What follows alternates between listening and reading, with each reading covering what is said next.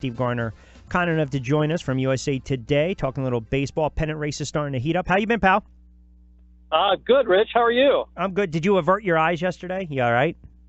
I did. I had my special glasses all hooked up, and I mean, if you're watching the Mets, watching the Mets or the Phillies right now, that's I would definitely avert my eyes. You will need those glasses for watching their game. No, you won't. Hey, let me ask you this to start. How about the move with the Dodgers and Granderson right away, starting to pay off some dividends with that grand slam last night and the big win, 6-5 win over the Pirates for the Dodgers. You know, he's a perfect fit for them because, A, change of scenery.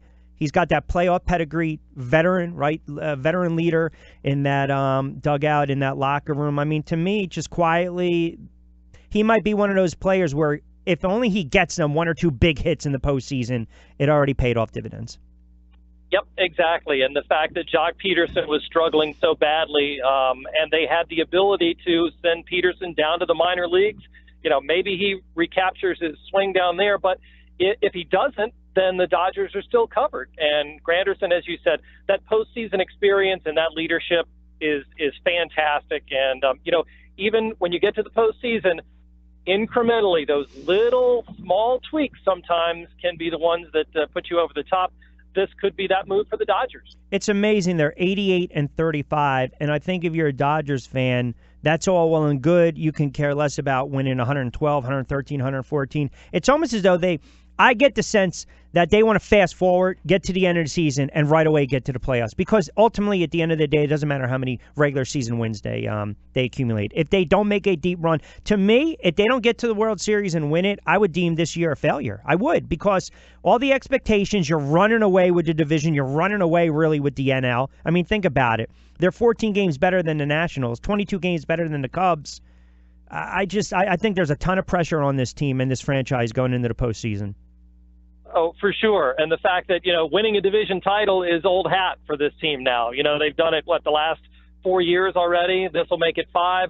And then, but yet it's falling short in the playoffs. And so at this point, it's the one thing that's eluded them. Getting to the World Series, I guess that's 2, but also winning it. And, yeah, this is what it is. You know, the Mariners back when they won 116 in the regular season back in 2001, I believe, you know, it didn't make any difference because they couldn't get past the Yankees in the postseason. Yeah, and one of the other teams that we've talked about over the last several years, the Washington Nationals. You know, you look at this team and you look at the pedigree with the manager, you look at the veteran players that they have. You know, Harper putting up some monster numbers with the batting average and the home runs and the RBI, and then you look at their starting rotation. I'm not going to say that Washington's in the same boat that the Dodgers are in, but it just seems as though the Nats fans want to get to the playoffs, too, because they want to actually see if they can start exercising their past playoff failures and their demons. Exactly. You know, and this is a team that has had the best record in baseball going into the playoffs and has fallen short. You know, no playoff series victories since they've moved back to Washington, and that's hanging over their heads. You know, just like the postseason failures of the Dodgers, as you said, and the fact that, you know, Bryce Harper is here for this year. He's here for next year, and then he becomes a free agent. It's time for Washington to put up or shut up. And I think this is the best team that I've seen in Washington and the best chance to do it.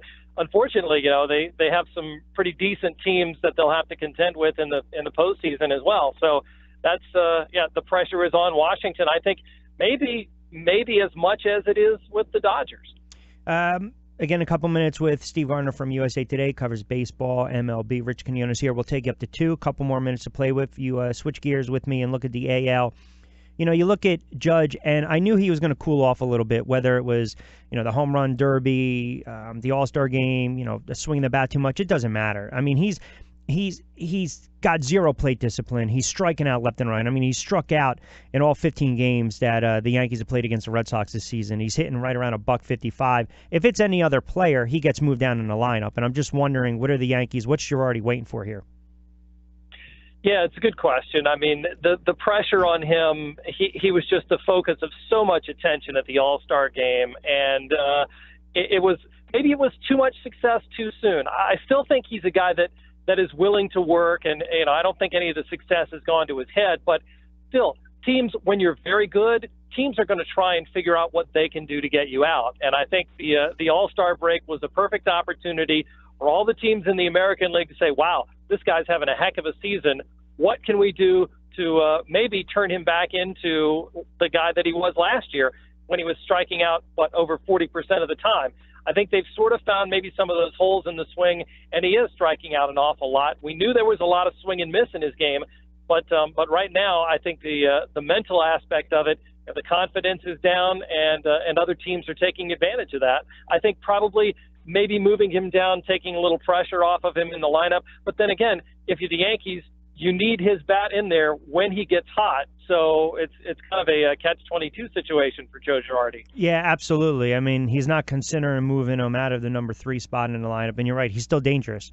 Because, again, once he starts to swing the bat and he gets on and you start to see that power come back, he's going to start cranking out some home runs at another high clip like we saw earlier on in the year. How concerned, last one before I let you get out of here, the Indians and Miller. That's kind of a tough spot for them because, again, he is their star reliever, right? I mean, this team, when you can shorten up the game in a little bit and you have a guy like Miller and he's missed a little more than a little bit of time earlier in the month, and then he had a couple issues here and there. I know he exited the game the other day after just 7 pitches, I believe. I'm just wondering is how much cause for concern with the Indians and Miller?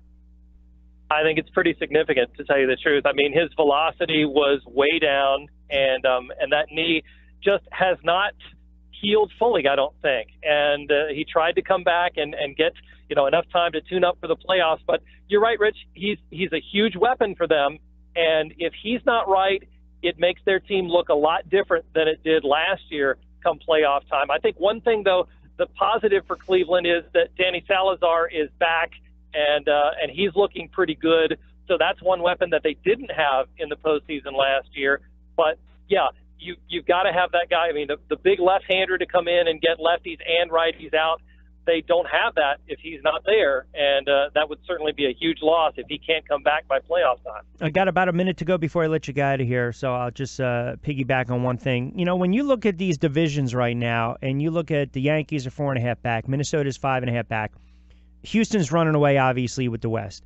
Nationals are running away with the NL East. And then the Dodgers, we know they're 20.5, 20 up plus against Colorado. And then you look at the NL Central, you still got St. Louis, you got the Brewers, you got the Cubs. I know I've asked you this ad nauseum, but do the Cubs have enough to win this thing? Do they have enough to stave off Milwaukee and St. Louis? Because I'm still not sold on St. Louis, and I don't know what to make with Milwaukee. Yeah, I think Milwaukee is kind of showing its youth a little bit at this point.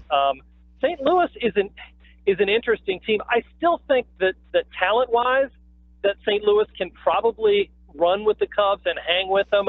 I just think that Mike Matheny and his managerial style, I feel like he's going to cost them some wins some point down the stretch, whether it's bullpen management, whether it's lineup management or something. And I think that's where the Cubs have the edge. The one thing with the Cubs I think I would be concerned about is if John Lester is not back to full health. I think that's a big concern because he's their ace, their postseason hero, their horse that they get on and ride in the postseason. That's important to get him back. All right, we got pennant races really starting to heat up, AL, NL respectively. Steve, always a pleasure. I appreciate a couple moments. I'm glad you didn't go blind watching the eclipse yesterday. Thanks so much, Rich. All right, have a great weekend. Enjoy the games over the weekend. We'll talk next week. Appreciate it, pal. You bet. All right. Steve Gardner from USA Today.